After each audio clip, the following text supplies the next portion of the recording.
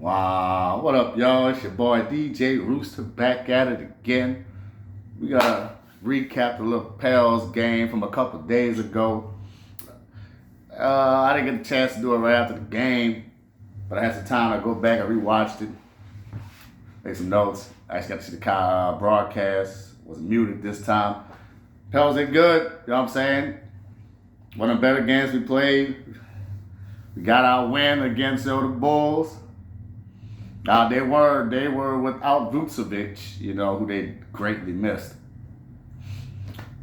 Don't get me started on Chicago. I had actually picked Chicago last year to do some damage.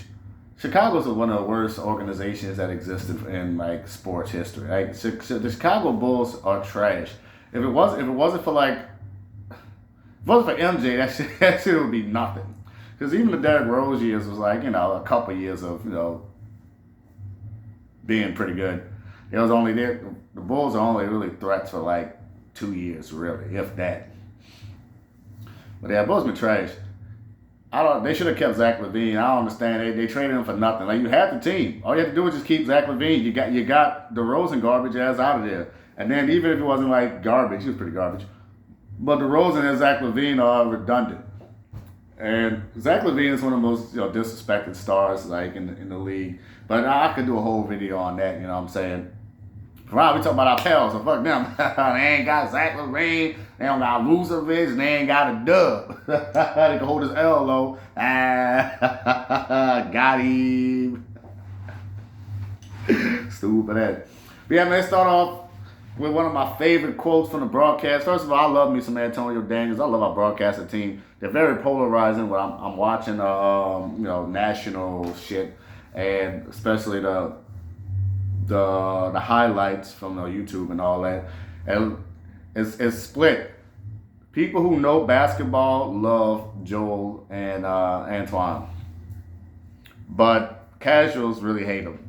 I don't know why. I don't know why. Oh, maybe because they fit so much, information in such a small time. Casuals don't really like knowing shit about basketball. I don't know. It's weird as hell. But yeah, they actually talk about the game. Now, one of my biggest complaints about our broadcast team, I love them, but they do too much fucking coaching. Way too much coaching. Not coaching. They don't coach. They coach. Son, I get it. Y'all know the game. But also, there's a lot of nuances that they don't really get of why shit is done. They say, a team should do this. Stop playing the zone so much. With the personnel they got, they kind of have to play the zone. Especially when Jose's out there. It's against taller teams. They'll just switch up Jose all day. Like I said, Jose makes up for it, on other aspects. But, you need to maximize the defensive abilities of your players. And the zone kind of does that. It kind of masks some players who just aren't defensively there. Meese's, people like that who aren't good. Derek Queen, who aren't really good at positioning themselves yet. So it's part of it. And they complain about it all the time. They do a little bit too much coaching from the announcer booths. Son, it's all right. You're not coaches. Just just announce the game sometimes. Just announce the game. But other than that, perfect. The one thing he said that I'll never forget, that everybody likes to run on offense, but they don't want to run on defense. And it was click. Ooh, yeah. It's Louisiana, so the mosquitoes are out there all times of the day. I don't know how that. Oh, I think I left my door open. Motherfucker got me. But yeah, bro. What was that? Oh yeah, Antonio. Yeah, everybody want to run on defense. One take. We don't do no edits. Shout out Black Hokage, old school YouTuber. We do one take. But yeah, everybody likes to run on offense, but yeah, you got to run back on defense. You got to get back. And I noticed that when the Pels were scoring, man, right after the score, man, them dudes were running. They were gunning. I haven't seen people run like this since the Denver Nuggets. Back when they had the manimal dunking that bitch with his arm hanging off that bitch. Denver should have kept that up. Just because it failed. The only reason it failed because of Steph Curry. They blew up the team. You know what I'm saying? Steph Curry upset the team, and then George Karl, got fired. Steph Curry been a fire coach of the year. Got him.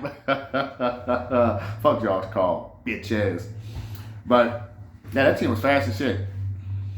And I'm glad we got the dub. We was able to get stops when we needed to, and we was able to score when we needed to. But the first thing I noticed, of course, we start off slow as always. And I wonder why we start off slow so much.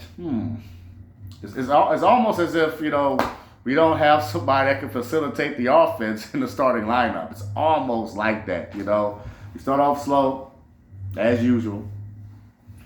And then in the third quarter, we started off great. We ended kind of bad in the third, but we started off great. I wonder why that is. It's almost like we had a point guard on the court to start the half. It's almost like we had a point guard. Well, you see what happens when I've been crying about, once again, I know people tired about me glazing Jose. It's not even glazing. It's just how basketball functions. You need to have all your pieces. If you don't have a playmaker, well, we got playmakers, but if you don't have a floor general, then what's the point? Queen is a connector. Who the fuck you connecting to if you don't have a point guard? You know what I'm saying? So, but I'm glad we got Jose in there because Jose, he had 6 assists in the first quarter. In the first quarter, 6 assists. Now I'm upset that he finished with like 8. He should have been flirting with a triple double. Really, he kind of was 16, 8, and 8. What I told y'all about taking Jose's rebound props. Y'all need to do it. See, I need to do it. But I don't really, sports bet like I used to. I just give advice here and there. But bro, take Jose's rebounding props. Like I always say, he's one of the best rebounding guards for his size. He's fucking tiny, but he always snatches up rebounds. It's crazy. I love it. But him and Fears to get on the floor, great. That's how we need. If we're gonna have Fears, we need Jose and Fears together. The Fears is a 2 guard. You know what I'm saying? And just look at his stats. And he's another one. Everybody loves Fears, but he's always in the negative. He wasn't a negative today. He was +4, but Jose was +14.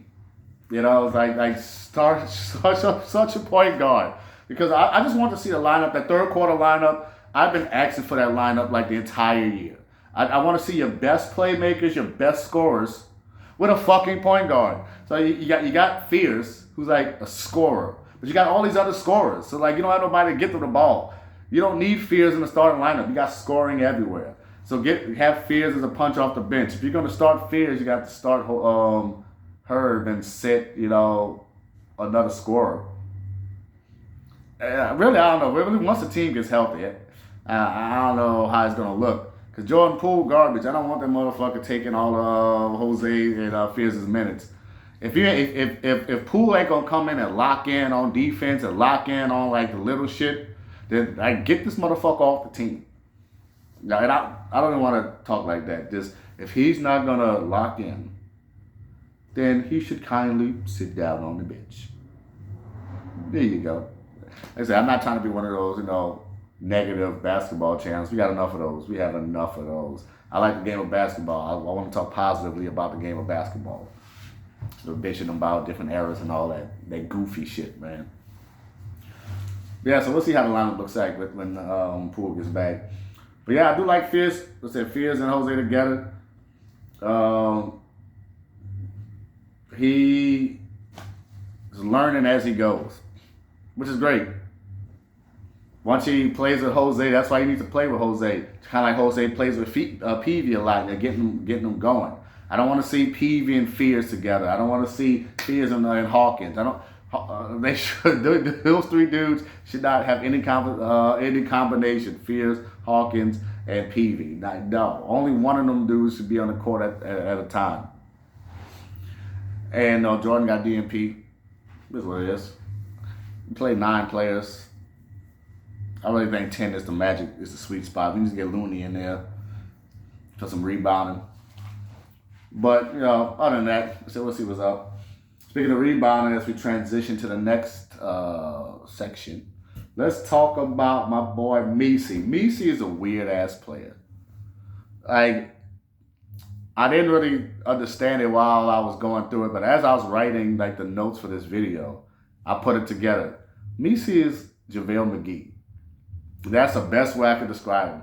Because I've never seen a player that just pisses me off more, that just does stupid shit, just like nonsensical things. Like, bro, BC, like, what are you doing?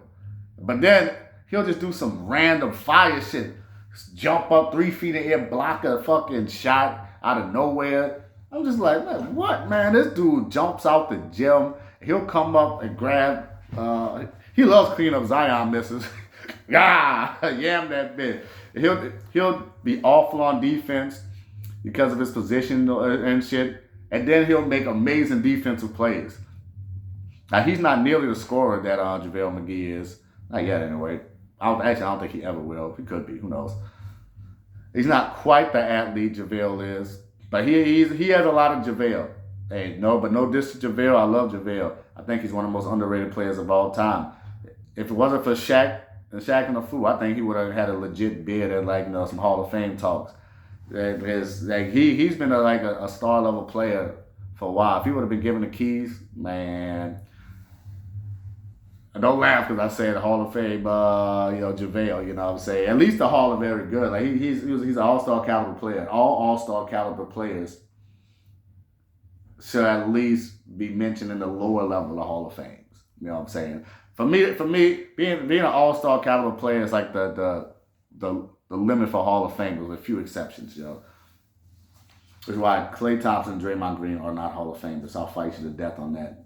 They're gonna make the Hall of Fame, but they don't deserve it. So they're not number one options. For me, only a number one option or somebody's capable of doing so, with a few exceptions, should be like in Hall of Fame level. And then like the people like the number twos should be at the bottom of the Hall of Fame. And JaVale is a good number two if he was given a chance. That's what Messi is, you know. But JaVale McGee type. Messi is like JaVale McGee. You know, he is what he is. We'll see if he improves at all. I fuck with Peavy. Shout out to Peavy. Shout out to Bay. Shout out to McGowan. Of course, Bay always do good. Peavy, he's coming along. I like his defense. His scoring coming up. Now, see, his plus minus. He was plus 13. You know what I'm saying? Peavy balled out. One thing I say about Peavy, man, he has a really short torso. He looks weird as hell. I always thought he was shorter than what he was until I see him playing. And I'm like, man, I didn't know Peavy was so big. And I'm looking, I try to figure out why he looks so short. When every time I see him or sit down or in the interview, he just looks so short. Now I see him, he looks tall. And I looked, I'm like, man, why that dude torso that big? Motherfucker's all leg with a short ass torso. He should be at least 2 inches taller. You know what I'm saying? It's weird as hell. But they did pretty good.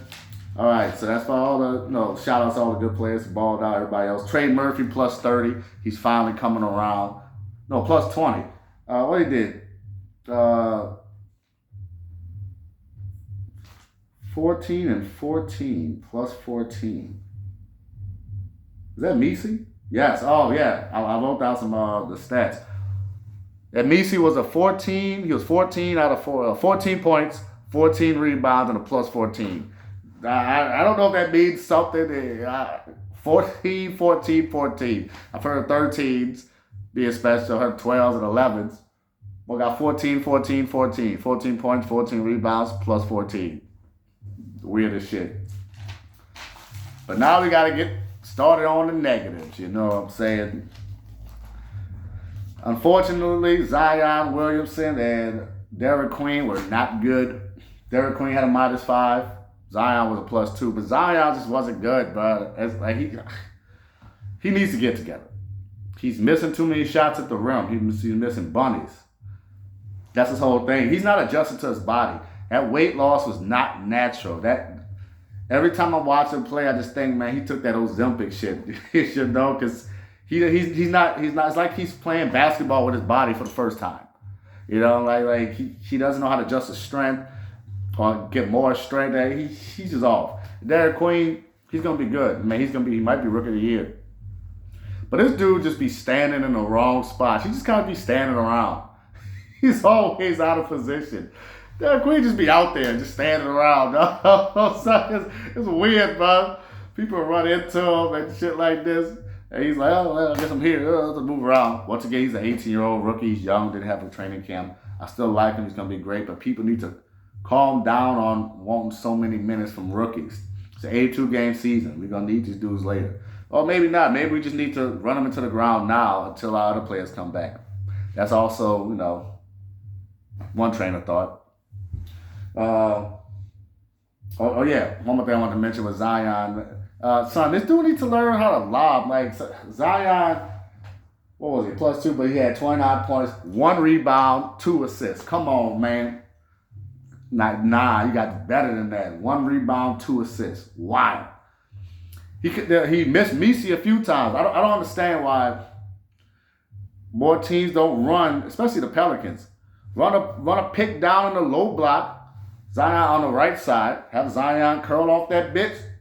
Come to the left side. But when I saw that play and I saw how he didn't run that on purpose. It's kind of how shit went. Zion and Messi was kind of in the same spot with Zion. They both was on the right block. Zion dribbled around to the left side. He always got to go left.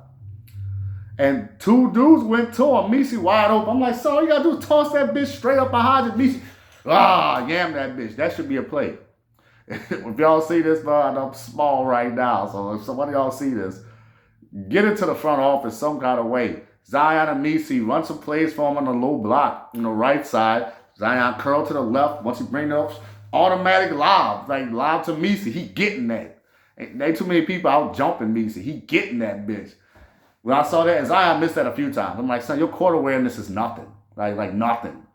But Messi had a couple chances at a lob. We need to run more of those. But let's see. Is there anything else I missed? Free throws, you know what I'm saying? We still missing free throws. Hey, I did pretty good. I covered most of the shit on the thing without having to go to it too much. But that's going to be it for today. Make sure you check out some of my other videos. I go into brain fart at the end. I go into Ja Morant and Clay, and then I go into Kenyon Martin and Draymond. I got a couple shorts of those, but I'm going to do a long form videos. I got one I just did with Coach Rob, shit talking, I Show Speed. I became an I Show Speed supporter. Now I wouldn't say fan, but I'm a supporter. I support his endeavors, And then the track community hates this dude. It's weird as shit. But anyway, go check out my other videos. Y'all have a great day. Be real. Be easy. Be real easy. This your boy, DJ Rooster. Wake your ass up. When the Wallace never sleeps. You heard me?